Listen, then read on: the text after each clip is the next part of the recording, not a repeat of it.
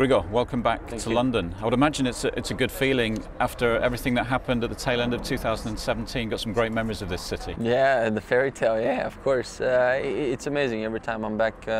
I'm back in London. I've always felt that I've had a certain success out here that I always own to, I guess, to the grass and I guess all the surroundings. But again, this year it's a new year. We're already halfway through the season, so we're back here, back in London, and we mean business. I mean, it's that time of the year that it's a short period of time that you really want to do well. So you need to put all the effort and all eyes on what you have to do right now.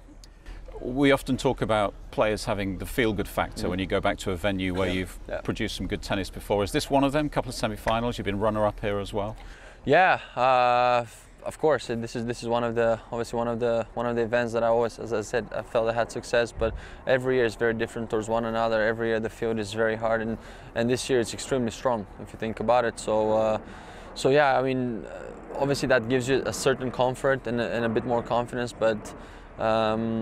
Everything has improved in a way that everybody's been playing well. There's a lot of dangerous players that aren't seeded, so it's going to be very hard. So you need to be off the blocks pretty much right away, and yeah, you need to keep the edge from day one.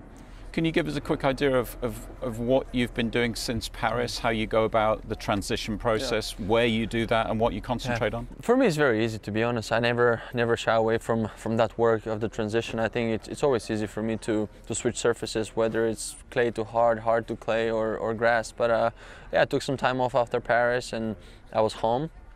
Yeah, just trying to work on the body a little bit, especially on the quads, to make sure that you're staying low for a longer period of time.